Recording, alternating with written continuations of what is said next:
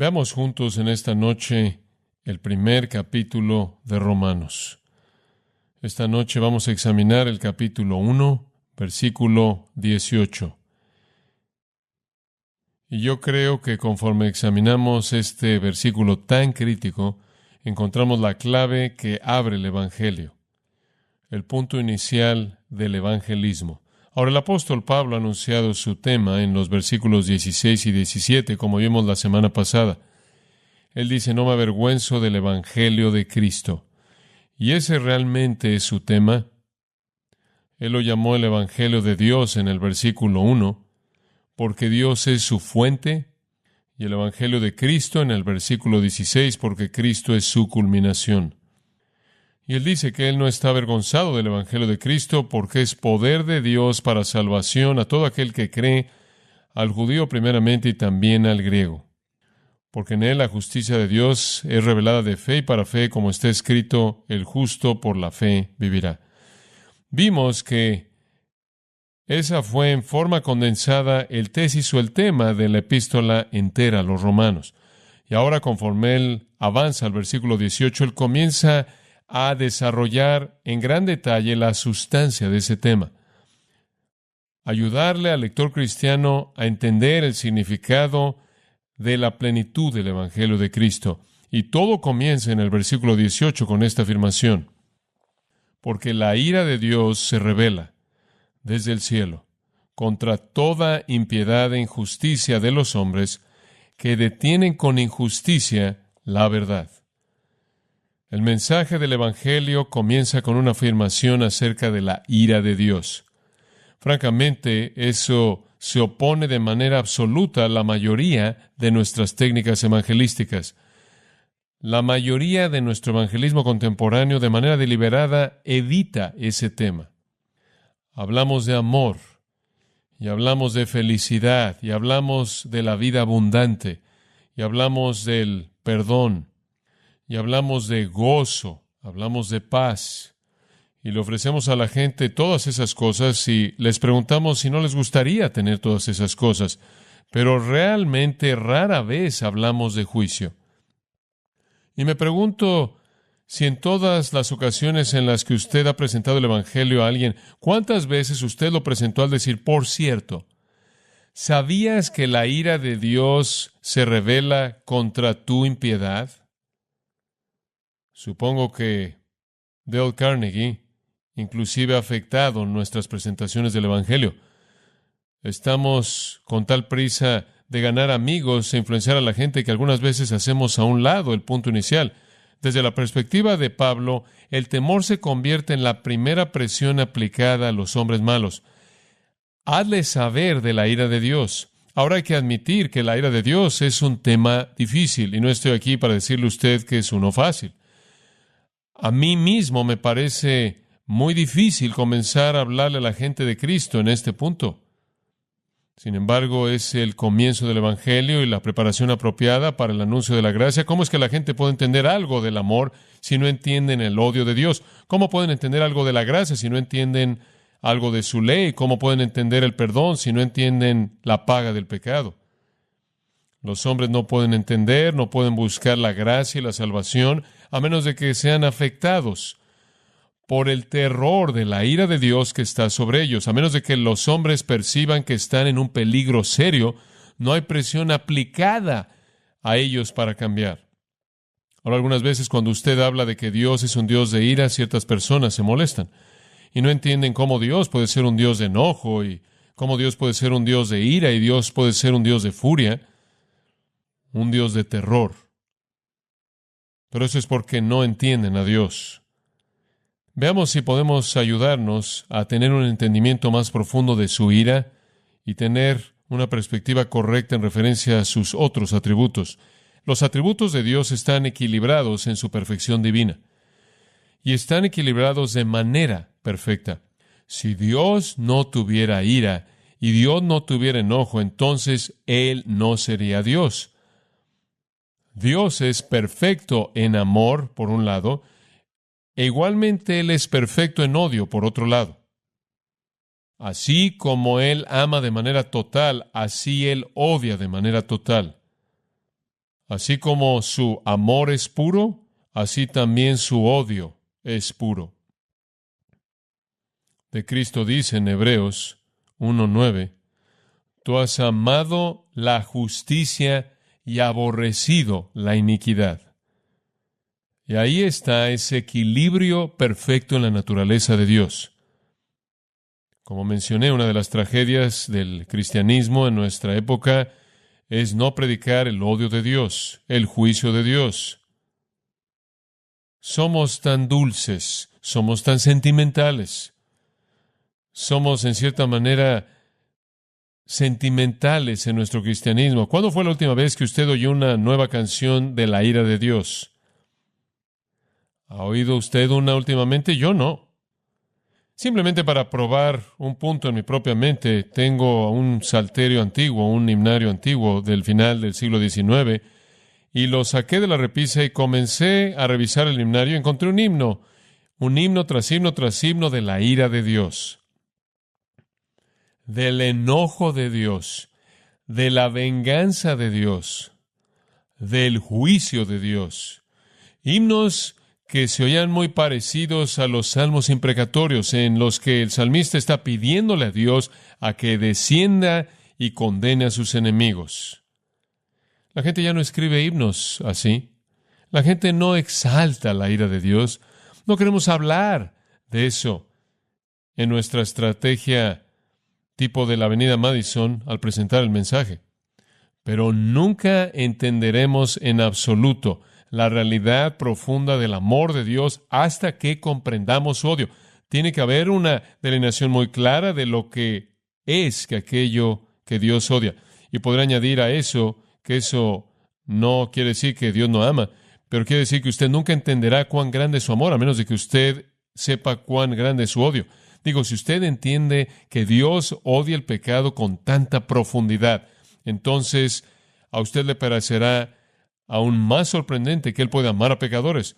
De tal manera que sin un entendimiento de su odio, su amor se ve afectado también en nuestro pensamiento. Amor y gracia son nuestros términos favoritos y están ausentes de significado si Dios no odia. Ahora, a pesar de nuestra versión de ver a Dios como un Dios de odio y un Dios de ira, las Escrituras enfatizan claramente esto, y quiero llevarlo en una especie de viaje rápido a lo largo de algunas Escrituras. Salmo 2, versículo 1. ¿Por qué las naciones se enfurecen y las gentes imaginan una cosa vana? Los reyes de la tierra se levantan y los gobernadores toman consejo juntos en contra de Jehová y en contra de su ungido, diciendo, rompamos nuestras cadenas y echemos sus cuerdas de nosotros. En otras palabras, vamos en contra de Dios, quitémonos a Dios, terminemos con su dominio, Él nos intimida, eliminémoslo. Pero aquel que se siente en los cielos se reirá, Jehová se va a burlar de ellos, entonces les hablará en su ira y los va a confrontar en su gran desagrado. Versículo 12 dice, honrad al Hijo, no sea que se enoje y perezcáis en el camino cuando su ira se encienda por un tiempo. En otras palabras, cuando Dios se enoja un poco, la gente perece. Observe el Salmo 76, otra ilustración.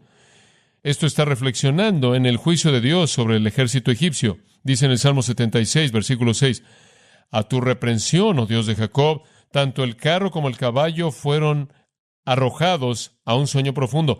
Tú, inclusive tú, debes ser temido. ¿Y quién podrá estar de pie ante ti cuando tú te has enojado? Tú causaste que el juicio fuera oído desde el cielo, la tierra temió y estuvo quieta cuando Dios se levantó al juicio. Observa el Salmo 78, versículo 49. Y aquí está la ira de Dios derramada en contra de los enemigos de Israel de nuevo. Versículo 49, Él derramó sobre ellos la fuerza, el enojo de su ira, indignación y turbación al enviar ángeles malos entre ellos.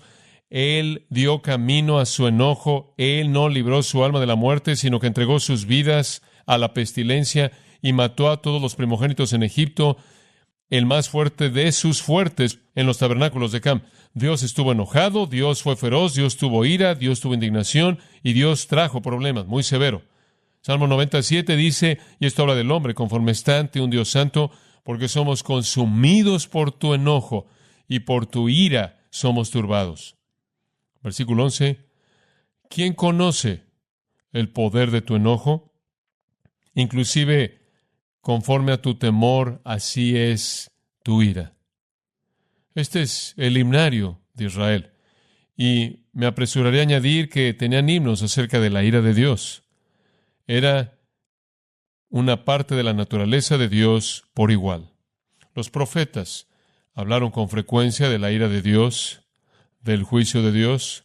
En Isaías 9:19 dice: a través de la ira de Jehová de los ejércitos, la tierra se ha oscurecido. Y después esta sorprendente afirmación: y el pueblo será como el combustible del fuego. Jeremías también habló de la ira de Dios, capítulo 7, versículo 20. Por tanto, así dijo el Señor Dios: he aquí mi enojo y mi furia serán derramados sobre este lugar, sobre el hombre y sobre la bestia, y sobre los árboles del campo, y sobre el fruto del suelo, y arderá y no se apagará. Ezequiel, el profeta de Dios, en el versículo 19 del capítulo 7 dice que no su oro ni su plata podrán librarlos en el día de la ira del Señor. No satisfacerán sus almas ni llenarán sus estómagos, porque es la piedra de tropiezo de su iniquidad. Ahora, esos son tan solo unos cuantos pasajes, pero la Biblia está llena de afirmaciones de la ira de Dios. Usted ve su ira ejemplificada en el Antiguo Testamento en contra del mundo antiguo, cuando Él trajo el diluvio, en contra de la gente en la Torre de Babel, en contra de Sodoma y Gomorra, las ciudades de la planicie, en contra de los egipcios, en muchas ocasiones, en contra de los israelitas, en contra de los enemigos de Israel. Usted ve su ira derramada en contra de Nadab y los otros, en contra de los espías, en contra de Aarón y María, en contra de Abimelech, en contra de la familia de Saúl, en contra de Sennacherib, y sigue y sigue. Dice usted: bueno, ese es el Antiguo Testamento. Es correcto, pero Dios no cambia. Lo mismo es verdad en el Nuevo Testamento también. Usted ve la ira de Dios. En Juan capítulo 3, Juan, ese maravilloso evangelio escrito por un hombre de amor, ese evangelio que presenta al Señor Jesucristo en toda su maravilla y majestad y belleza, al mismo tiempo es un evangelio que habla de la ira de Dios. Juan habla de esto en varios lugares, cómo es que la ira de Dios será derramada. Pero uno en particular está al final del 3 capítulo, el último versículo. El que cree en el Hijo tiene vida eterna, y el que no cree en el Hijo no verá la vida, sino que la ira de Dios permanece en él. No está bien con la gente que no conoce a Cristo, no está bien con ellos. La ira de Dios permanece sobre ellos. Y en la epístola misma que tenemos frente a nosotros, Romanos, Pablo señala la ira de Dios cuando, en el capítulo 9, versículo 22, él dice: ¿y qué si Dios, queriendo mostrar su ira y hacer notorio su poder, soportó con mucha paciencia los vasos de ira preparados para destrucción? Y así sigue. En Efesios, capítulo 5, versículo 6, nadie os engañe con palabras vanas, porque debido a estas cosas viene la ira de Dios sobre los hijos de desobediencia. La Biblia dice que Dios va a condenar a los hombres incrédulos. Colosenses capítulo 3 dice lo mismo. Segunda de Tesalonicenses capítulo 1, quizás es el más vívido de todos. Habla de que Dios viene en llama de fuego, vengándose de aquellos que no conocen a Dios y no obedecen el Evangelio, que serán castigados con destrucción eterna, excluidos de la presencia del Señor y de la gloria de su poder. Dios es un Dios de ira. Él es un Dios de enojo. Ahora, eso se oye como una alternativa pobre, como comienzo inicial para el Evangelio. Piénselo. Las malas noticias tienen que venir antes de las buenas noticias, ¿no es cierto? Es algo así como ir al doctor. Y que el doctor le diga a usted: tengo malas noticias. Tienes una enfermedad fatal que ha matado a muchas personas. Pero tengo buenas noticias. Se ha encontrado una cura y la tengo aquí. Como puede ver, las buenas noticias no significan nada sin las malas noticias, ¿verdad? Usted tiene que diagnosticar la enfermedad antes de que la cura signifique algo. Las malas noticias son que Dios odia. Las buenas noticias es que Dios ama. Pero usted tiene que comenzar con su odio. Primero el diagnóstico, después la cura. Ahora observe de nuevo el versículo 18. Dice, porque la ira de Dios se revela desde el cielo. ¿Para qué está ese por qué? Bueno, nos conecta al pasaje anterior. El pasaje anterior dice que la justificación es por la fe únicamente. ¿Por qué? Porque la ira de Dios se revela desde el cielo contra toda impiedad e injusticia de los hombres que detienen con injusticia la verdad. En otras palabras, lo que ese versículo dice es que todos los hombres detienen con injusticia la verdad y están bajo la ira de Dios. Por lo tanto, no tienen capacidad alguna de justificarse a sí mismos. Entonces, la justificación tiene que ser por la fe, porque todos los hombres dejados a sus propios esfuerzos están bajo la ira. ¿Lo ve?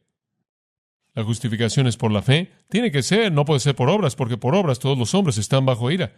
Pablo lo dice de otra manera. Él dice, por cuanto todos pecaron y que están destituidos de la gloria de Dios.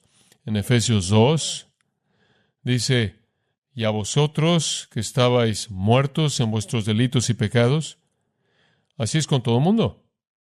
En tiempo pasado caminaron según el curso de este mundo, conforme al príncipe de la potestad del aire, el espíritu que ahora opera en los hijos de desobediencia, entre los cuales todos vivimos, todos nosotros en tiempos pasados, en los deseos de la carne y de la mente, y éramos por naturaleza hijos de ira. Toda persona que nace en este mundo es un hijo de ira. Toda persona que nace en este mundo es una víctima de concupiscencias y deseos hacia cosas malas. Toda persona nace espiritualmente muerta. Todos, dice Pablo, condenados ya, o dice Juan más bien, condenados ya porque no creemos en Cristo. Francamente, la sentencia ya se ha emitido. La raza humana está condenada al infierno. Todos somos hijos de ira bajo el juicio de Dios. El hombre nace condenado. Todos los hombres nacen en el mundo bajo la ira. Entonces comenzamos con esta afirmación clásica. Y simplemente para darle un enfoque, el pasaje de la condenación de la raza humana comienza en el capítulo 1, versículo 18, y sigue hasta el capítulo 3, versículo 20. Entonces vamos a estar ahí un tiempo, y usted va a ver algunas cosas de por qué la gente hace lo que hace, que quizás nunca antes había visto. Pero comencemos simplemente al ver el concepto de la ira en el versículo 18, y esto nos da una perspectiva absolutamente amplia de esto. 6 características de la ira son presentadas aquí. Usted puede seguir su bosquejo y le va a ayudar a mantener su enfoque en esto. Primero, la cualidad de la ira. La cualidad, la esencia de ella. ¿Qué tipo de ira es? Bueno, es la ira de Dios. Es ira divina. Y ese es un comienzo muy importante. Es ira divina. No es como alguna otra cosa que conocemos en este mundo. No es como la ira de usted o mi ira. No es como cuando nos enojamos. No es como cuando nos enojamos y nos llenamos de ira cuando nosotros somos ofendidos y francamente tenemos soberbia en el proceso. Nuestra pasión, nuestro enojo y nuestra ira no es como esto. Esta es la ira de Dios. Y como cualquier otro atributo de Dios, es tan perfecta como su persona santa. Su ira es ira justa. Es el tipo correcto de ira. Es ira santa. La pasión que nosotros llamamos enojo en este mundo, aquello que llamamos ira en este mundo humano, siempre refleja el corazón malo del hombre. Pero no debemos imponerle eso a Dios. Un escritor dijo, no podemos pensar con coherencia completa de Dios en términos de los ideales humanos más elevados de personalidad, sin embargo, atribuirle a Él la pasión racional de enojo. En otras palabras, este escritor está diciendo, Dios nunca podría estar enojado, porque sabemos que el enojo es una cosa mala, pero Él simplemente está tratando de decir que Dios es como nosotros, y no lo es. No impongamos nuestro concepto de enojo en Dios. Dios está enojado de una manera santa, de una manera perfecta. El enojo de Dios no es algún enojo caprichoso, irracional. De hecho, permítame dar un paso más hacia adelante. Y usted está recibiendo una lección en teología propia aquí acerca de la naturaleza de Dios. Dios no podría ser Dios y ser santo y ser completamente bueno si Él no reaccionara a la maldad. ¿Entiende usted eso? Él tiene que. Él no puede ser Dios. Usted no puede ser santo y tolerar la impiedad. No puede ser así. Esa es la razón por la que Habacuc el profeta dijo, tú eres muy limpio de ojos para ver la maldad y no puedes ver la iniquidad. Dios no la puede tolerar. Y le voy a decir algo. Entre más parecido a Dios usted se vuelve, más enojado usted estará en contra de ciertas cosas. Inclusive en este mundo torcido de hombres, la indignación en contra de la impiedad es esencial en la bondad humana. Esperamos que la gente se enoje por cierta injusticia. Bueno, Dios está infinitamente por encima de eso, porque inclusive cuando nos enojamos por las cosas correctas, normalmente está contaminado por nuestra pecaminosidad. Una ilustración clásica fue Jesús en Juan 2, limpiando el templo. Hizo un látigo y simplemente comenzó a sacar a la gente del templo. Digo, esa es una escena muy dramática. ¿Quieres saber una cosa? Ese fue su primer acto público en Jerusalén. Así no es como usted comienza una cruzada. Usted no entra a los lugares religiosos, toma un látigo y comienza a flagelar a todo el mundo y a voltear las mesas y a denunciar su pecado. Usted nunca va a congregar una multitud así. Usted tiene que enviar al comité de preparación, hacerlo ir como arpas y flores. Jesús estaba furioso porque Dios estaba siendo deshonrado. Había deshonestidad ahí, había trampa y mentira y extorsión y profanación. Entonces, no vea el enojo bajo, irracional, egoísta de los hombres y después le imponga eso a Dios. La ira de Dios siempre es perfecta, siempre. La ira de los hombres siempre de alguna manera está afectada por la presencia del pecado. Simplemente para llenar su pensamiento, escuche lo que el salmista escribió. El justo se regocijará cuando vea la venganza. Él lavará sus pies en la sangre de los impíos. ¿Es eso vivido? Dice usted, espera un minuto. ¿Quiere decir que los justos están tan contentos por el juicio de Dios que quieren lavar sus pies en la sangre de los impíos? De tal manera que un hombre dirá, ciertamente hay una recompensa para los justos, ciertamente Él es un Dios que juzga en la tierra. En otras palabras, cuando Dios juzga, es tan correcto, es tan perfecto, es tan absolutamente santo, que el pueblo de Dios es visto como si se estuvieran lavando sus pies en la sangre de los injustos. Un concepto increíble. En Lamentaciones, capítulo 1, Jehová es justo, porque me he rebelado en contra de su mandamiento. Oíd, os ruego, pueblos, y ved mi tristeza. En otras palabras, Dios está juzgando, pero está bien. Lo merezco. Él es justo. ¿Se acuerda lo que le pasó a Acán? Dios dijo, cuando entren a apoderarse de Jericó, no se roban nada. Y Acán simplemente se robó casi todo lo que vio. Simplemente desobedeció. Él regresó y lo sepultó todo en el suelo, en medio de su tienda. Josué entró y le dijo, confiesa tu pecado. Josué 7:19, confiesa tu pecado y dale gloria a Dios. Ahora, ¿qué quiso decir con eso? Él quiso decir que Acán realmente iba a ser juzgado. Digo, él iba a ser juzgado y fue juzgado. ¿Sabe lo que pasó? Él murió y toda su familia con él. Debieron haber estado implicados en toda la operación, pero él dice, antes de que recibas el juicio que mereces de Dios, confiesa tu pecado. En otras palabras, di, soy culpable. Lo que Dios me hace es la reacción apropiada de su santidad. ¿Lo ve? Ese es el punto. En otras palabras, jamás acuse a Dios como si Él hiciera algo impuro. Aun cuando Dios esté enojado, es la expresión correcta de su santidad total. Y vemos eso en Romanos. Lo vemos ahí donde estamos. La ira de Dios es revelada en contra de toda impiedad e injusticia. Y vamos a verla una y otra vez en el capítulo 2 y en el capítulo 3. Que la justicia de Dios o el juicio de Dios es un juicio justo. Podría añadir aquí que la palabra es orge y es una indignación estable, no una furia momentánea. Dios no pierde el control. Es un odio establecido, fijo, por parte de alguien que nunca podría ser bueno y amoroso a menos de que Él odiara la maldad de manera total. Ambas son inseparables. Usted tiene ambas o ninguna de las dos. Trench el gran comentarista del idioma en la palabra de Dios, dijo: ni puede haber una muestra más segura ni más triste de una condición moral postrada de manera absoluta que el no poder estar enojado contra el pecado y los pecadores. Fin de la cita. Un santo antiguo llamado Fuller escribió esto: el enojo es una de las marcas del alma. El que la carece tiene una mente afectada, y con Jacob afectado en la cadera, él debe cojear. Thomas Watson dice: ¿es Dios tan infinitamente santo? Entonces ve cuán ajeno a Dios es el pecar. El pecado es una cosa inmunda, es llamada abominación. Dios no tiene mezcla de maldad en él. El pecado no tiene mezcla de bondad. Es el espíritu en la quintesencia de la maldad. Convierte la bondad en maldad. Ha quitado las flores del alma virgen.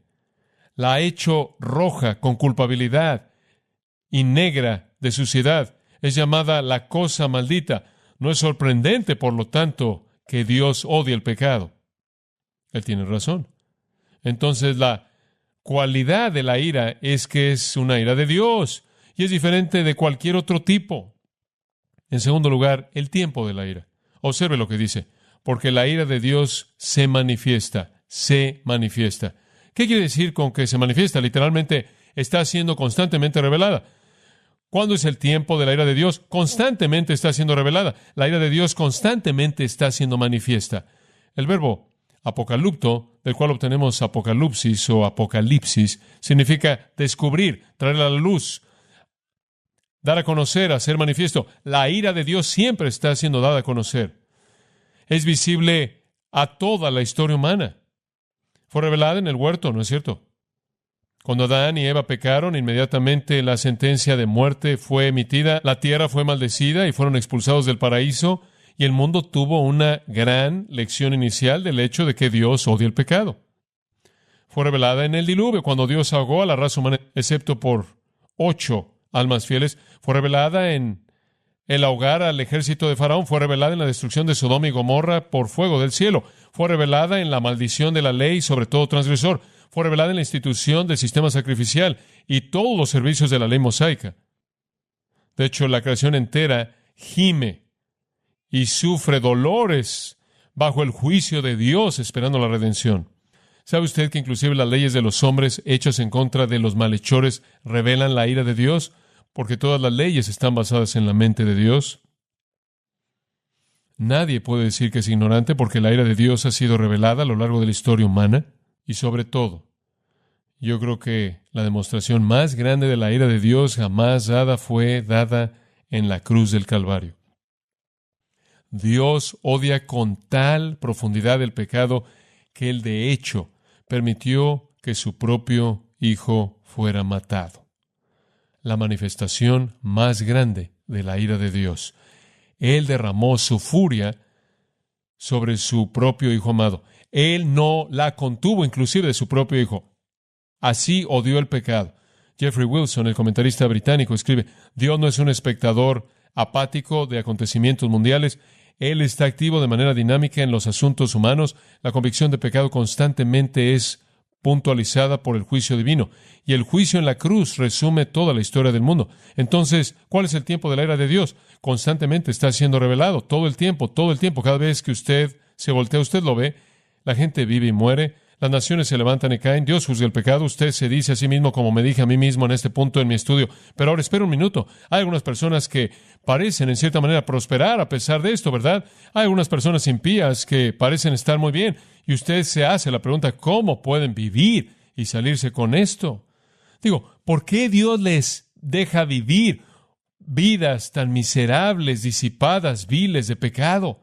Bueno, no olvide el Salmo 9:16 que dice: Jehová es conocido por el juicio que Él ejecutó. Vendrá. Si Dios deja que los hombres prosperen por un tiempo en su pecado, al mismo tiempo el plato de su ira está siendo llenado. Si Él les deja pecar por un tiempo, simplemente es que Él está afilando la espada. Entre más jala Dios el arco, más profunda entra la flecha cuando Él la suelta. El juicio vendrá. Se cuenta la historia de que Los granjeros piadosos en una comunidad del oeste quedaron muy impresionados un domingo de verano por la mañana cuando llegaron a la pequeña iglesia ahí en el campo. Encontraron al hombre que era dueño de 40 acres, que estaba enfrente de la iglesia, y el hombre estaba a la mitad de estar arando su campo, haciendo su trabajo, y él lo había estado haciendo todo el día, ignoró el hecho de que era el día del Señor. La gente entró a la iglesia y mientras que estaban en la iglesia podían oír el ruido de sus tractores. Y entonces estaban muy preocupados. Él había trabajado en todos sus campos y de manera deliberada escogió trabajar en el que estaba enfrente de la iglesia el domingo para mostrar un punto. Él escribió una carta al editor de un periódico local y señaló que él había hecho todo esto el domingo. Sin embargo, él había tenido la utilidad más elevada por acre de cualquier otra granja en el condado. Y él le preguntó al editor cómo era que los cristianos podían explicar esto. Él no sintió que Dios estaba involucrado en absoluto. El editor, con gran sentido común, imprimió la carta y la siguió con esta afirmación simple: Dios no cierra todas sus cuentas en el mes de octubre. La cualidad de la ira es la ira de Dios. Es diferente de cualquier otro tipo. El tiempo constantemente siendo revelada. La fuente, ¿en dónde está la fuente de esta ira? Observe lo que dice. La ira de Dios es revelada desde el cielo. El cielo es la fuente. La ira de Dios viene del cielo. La tierra está siendo dominada por el cielo. La ira está operando de manera eficaz y dinámica en el mundo de los hombres. Viene del trono de Dios. Ahora hay básicamente dos maneras en las que el cielo revela la ira de Dios. Piense conmigo en estas. La primera es lo que llamo orden moral y la segunda la vamos a llamar acción personal. La ira de Dios es revelada desde el cielo, en primer lugar, mediante el orden moral. En otras palabras, cuando Dios hizo el mundo físico y el moral, lo hizo con ciertas leyes. Si usted se sube a un edificio alto y brinca, usted va hacia abajo. No importa lo que usted quiera hacer, usted va a caer. No importa lo que usted piense que va a hacer, usted todavía se va a caer. La ley de la gravedad. Hay leyes. Usted va en un auto a más de 120 kilómetros por hora y choca contra una pared de concreto y una ley inmediatamente entra en acción. La ley de la fuerza irresistible y un objeto inamovible. Hay leyes en el mundo físico, hay leyes en el mundo espiritual y Dios ha creado en el mundo la ley moral. Son las leyes de la consecuencia, por así decirlo. Yo creo que hay cierto orden moral en el universo. Hay cierta inevitabilidad. Expresándolo en terminología moderna, podríamos decir, hay un orden moral en el mundo y cuando usted viola esa ley moral, las consecuencias inmediatamente se llevan a cabo. J. Froude, el historiador, dijo, una lección y una lección únicamente. Se puede decir que la historia se repite de manera distintiva, de tal manera que el mundo está diseñado para depender de alguna manera en cimientos morales. Y a largo plazo les va bien a los buenos y a largo plazo mal a los malos. Ahora, la ira de Dios es revelada desde el cielo. Entonces, en primer lugar, en el orden moral. Digo, usted hace cosas que son inmorales y usted paga un precio. Usted paga un precio. Porque el mundo está diseñado con una ley moral. Usted vive una vida disipada, degenerada, mala, y habrá consecuencias. Y es desde el cielo, porque el cielo hizo las reglas. Pero en segundo lugar, y va más allá de eso, la ira de Dios no está simplemente confinada al orden moral. También hay una actividad personal por parte de Dios. Dios no es nada más una fuerza cósmica que hizo una ley y simplemente dejó que siguiera su curso. Dios se involucra. No es nada más juicio automático por parte de alguna computadora cósmica anónima. Dios está involucrado. Y la Biblia muestra una reacción muy intensa, personal al pecado dentro del corazón del ser divino. Sí hay orden moral, pero sí hay un involucramiento personal real. Permítame tan solo darle una ilustración y tengo muchas escrituras que le podré mostrar, pero permítame tan solo darle una rápida en el Salmo 7:11. Dice en el versículo 11, Dios juzga al justo y Dios está airado. Dios está airado, está enojado. La Biblia no dice que Dios está enojado. Dios no es únicamente un orden moral. Dios no es únicamente un orden moral. Dios está enojado. Y Él no está enojado de vez en cuando. Él está enojado contra el impío. ¿Con qué frecuencia? Diariamente. Dice usted, ¿en serio? Oh, sí, Él está enojado diariamente. Dios está enojado diariamente. Dios se enoja. Está la ley moral, el orden moral, pero también está el acto personal, conforme Dios expresa la ira de una naturaleza santa. Y viene del cielo, porque el cielo ha establecido el orden moral, y es del trono de Dios que esa ira viene. En cuarto lugar, la naturaleza de la ira. ¿Cuál es la naturaleza de la ira? ¿Qué tipo de ira es esta? Bueno, dicho de manera muy simple, la ira de Dios, esa es su cualidad. Se manifiesta, ese es su tiempo, constantemente revelada. Desde el cielo, esa es su fuente, en contra de la impiedad e injusticia de los hombres. Esa es su naturaleza. Es ira en contra del pecado. ¿Usted sabía eso? ¿No es una furia fuera de control, irracional? Dios no es como un criminal que se venga de la persona más cercana a Él. Discrimina, está apuntada de manera cuidadosa a la injusticia e impiedad de los hombres, hace bella y adiquia. ¿Qué significan estas palabras?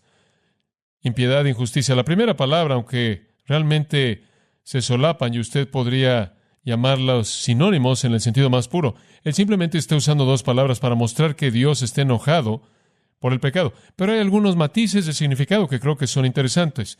La primera palabra se refiere a impiedad, y eso se concentra en la relación con Dios. Dios está enojado porque los hombres no están relacionados con Él de manera correcta. Son impíos, ¿lo ve? No son piadosos. Los hombres son impíos. En Judas dice que Dios va a venir y ejecutar juicio sobre todos y convencer a todos los que son impíos entre ellos de todas sus obras impías que han cometido de manera impía. 3 impíos seguidos. Y después dice, y de todas sus palabras duras que los pecadores impíos han hablado en contra de Él. 4 en un versículo, impíos, no relacionados de manera correcta con Dios. Se refiere a impiedad hacia Dios, se refiere a una ausencia de reverencia, ausencia de devoción, ausencia de adoración, y lleva a la idolatría. Ve el pecado como no reverenciar a Dios. La segunda palabra, injusticia, mientras que incluye el primer concepto también, se inclina hacia el resultado de la primera palabra. Cuando usted no está relacionado de manera correcta con Dios, sino muestra reverencia hacia Dios de manera apropiada, entonces sus transacciones con el resto de la gente a su alrededor no están bien tampoco. Y entonces la impiedad lleva a la injusticia. Todo pecado, como puede ver, primero ataca la majestad de Dios y después su ley. Y la razón, y realmente creo esto, la razón por la que los hombres tratan a los hombres como los tratan es porque tratan a Dios como lo tratan. La impiedad lleva a la injusticia. La gente dice, oh, ¿qué está pasando? Todos los homicidios y todos los crímenes y todas las cosas horribles que están pasando. ¿Por qué es el hombre tan malo hacia otros hombres? Porque él así está relacionado con Dios. Todas las relaciones humanas y todas las transacciones humanas están corrompidas. Y vamos a ver más de eso en el 2 y 3 capítulo, como también en el resto del 1 capítulo. Entonces la ira de Dios está establecida en contra del pecado. Thomas Watson dice, el pecado es para el alma lo que la corrosión es para el oro, como la mancha es para la belleza. El pecado en la Escritura es llamada una prenda de ropa menstruosa, es llamada una llaga de plaga. Las prendas de ropa sucias de Josué eran un jeroglífico del pecado. Y usted sabe cómo también yo lo sé como Dios odia el pecado. De hecho, ¿sabe usted que esa es la única cosa que Dios odia? Eso es correcto. ¿Sabía usted eso? Y ningún hombre jamás va a entrar en su presencia con pecado. En quinto lugar, la extensión de la ira. Y este es un punto muy breve. Dice usted, bueno, yo soy un hombre bastante bueno. Digo, ¿a quién le estás hablando, MacArthur? No es a mí. Yo pertenezco al orden real de las cabras. Yo le doy a la caridad, digo. Yo básicamente soy una persona buena. Bueno, muy bien. La ley de Dios se revela contra el cielo. ¿Cuál es la siguiente palabra? Contra toda, todos. por cuanto todos pecaron y están destituidos de la gloria de Dios. Bueno, algunas personas son mejores que otros, pero nadie llega. Suele usar la ilustración de todo mundo yendo a la playa y tratando de brincar hasta la isla de Catalina. Sí, le vamos a dejar que se adelante. Solo más de 30 kilómetros. Usted puede correr lo más rápido que quiera y por el tiempo que quiera y saltar. Algunos de nosotros llegaríamos hasta 1,80 m saltando. Algunos de nosotros, los que son atletas estupendos y brinquemos más de 20 metros, pero nadie llegaría ahí. Seguro la gente es diferente. Algunos parecen ser mejores que otros. Es demasiado lejos para saltar y entonces toda impiedad, injusticia de los hombres, nadie se escapa, ni uno. Este solo necesita ser un punto breve, porque la Escritura es tan clara, usted no puede escapar.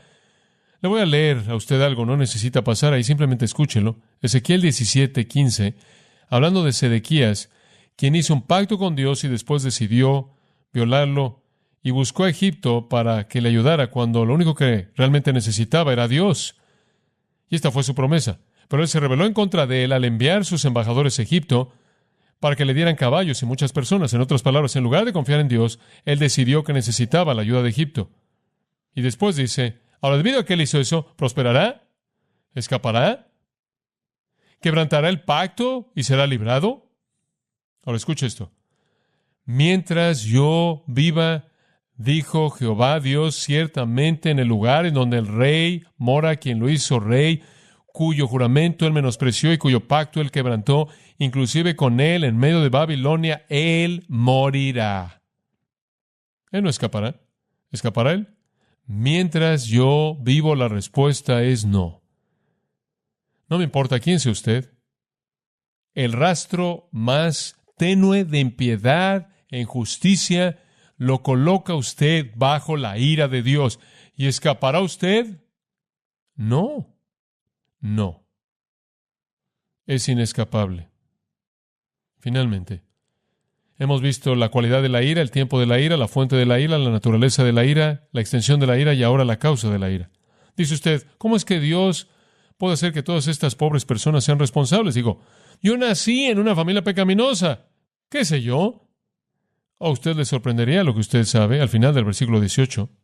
La ira de Dios se revela contra el cielo, en contra de toda impiedad e injusticia de los hombres que detienen ¿qué? La verdad en injusticia. Ahora, esto abre la sección entera que sigue, y el próximo domingo por la noche va a ser uno de los mensajes más importantes probablemente que jamás usted ha escuchado, conforme vemos el declive y la caída del hombre. Pero él dice que el problema real y la causa de la ira es que los hombres detienen con injusticia la verdad. Literalmente lo leeríamos de esta manera. Hombres que constantemente están intentando suprimir la verdad por su pecado. El pecado simplemente está en el corazón del hombre de manera tan fuerte que ataca la verdad. La gente dice, ¿pero qué hay acerca de los paganos? ¿Qué hay acerca de esto y de aquello? Escuche, la verdad está ahí, como él lo va a señalar en el próximo pasaje, pero los hombres la detienen, la suprimen.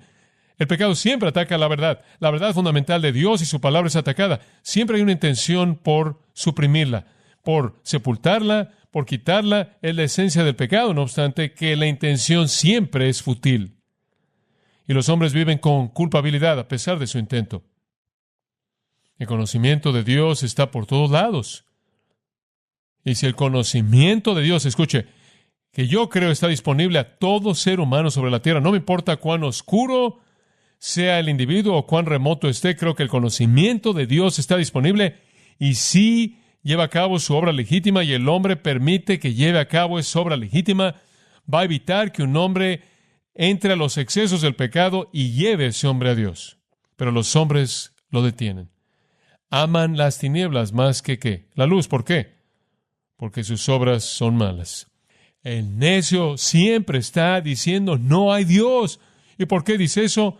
Porque él no quiere que haya un Dios ahí, porque si hay un Dios, él está en problemas. Dice en el Salmo 14:1, dice el necio en su corazón, no hay Dios. ¿Por qué? Son corruptos, han hecho obras abominables, no hay ninguno que haga el bien. Estoy seguro de que no quieren que haya un Dios que les pida que rindan cuentas. El hombre trata de postular que no hay Dios, y si no hace eso, entonces dice, bueno, voy a inventar un Dios que pueda tolerar mi pecado. Y él de manera clara evita la voz verdadera de Dios. Pero realmente creo que no hay problema con la gente que hace la pregunta, ¿cómo es que los paganos van a saber? Creo que Dios se ha revelado a sí mismo a todo individuo, y si los individuos, en donde quiera que estén, sin importar cuán remotos estén, no detienen esa verdad por el amor al pecado, esa verdad los va a proteger de los excesos del pecado y eventualmente los va a llevar a la verdad de Dios mediante su providencia de gracia. Pero los hombres no hacen eso. Evitan la verdad de Dios. Todos los hombres poseen suficiente conocimiento de la verdad divina y la ley moral como para preservarlos del infierno, pero han detenido el crecimiento y el desarrollo de eso mediante el amor al pecado, y la ira de Dios espera. Si usted no es cristiano, la ira de Dios lo espera usted. El doctor Barnhouse tuvo una ilustración apta y voy a cerrar con esto.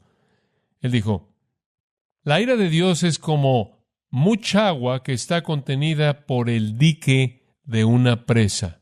Él dijo, puedo recordar la primera vez que llegué a ver la presa Hoover, una de las presas más grandes de la Tierra. Ha sido levantada para contener las aguas del río Colorado, y estas aguas se han contenido por kilómetros y han penetrado a todo pequeño valle y hueco posible. Y así ha sido con la ira de Dios. La primera vez que llegó a cometerse un pecado, la ira de Dios fue almacenada en contra de ese pecado. Y conforme los hombres vivieron sobre la tierra, y conforme sus corazones llegaron a ser más y más impíos, y la manifestación de su pecado más violenta, el almacén de ira creció y creció, contenido por la paciencia de Dios, el cual cruza el valle de su juicio como un gran dique de presa cruzando el río. Y en su presencia eterna, Dios Padre vio todo el pecado que será cometido después del tiempo de Cristo, el pecado de usted y el mío, y Él almacenó su ira en contra de Él detrás del dique de su paciencia. Y la ira de Dios en contra del pecado, que inclusive en la actualidad no ha sido cometido aún, también está almacenado esperando el día cuando su paciencia se rompa y llegue a su fin santo. Por miles de años, ese dique ha contenido y Dios ha contenido su ira. Ocasionalmente, a lo largo de la historia humana, Él se inclinó para mojar su mano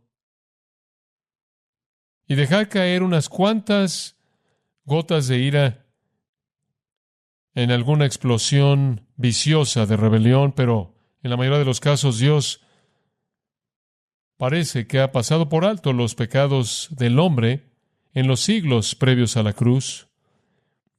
Se veía como si quizás el pecado era tolerado, pero simplemente se estaba amontonando. ¿Sabe una cosa? El dique de la presa se rompió un día, y se rompió en el Calvario, y se rompió en contra de Cristo y lo ahogó en todo el mar de pecado. Y se romperá otra vez y ahogará a todos esos hombres que no están en Cristo.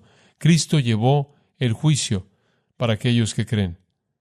Para aquellos que no creen, ellos van a recibir su propio juicio y el ira de Dios los espera.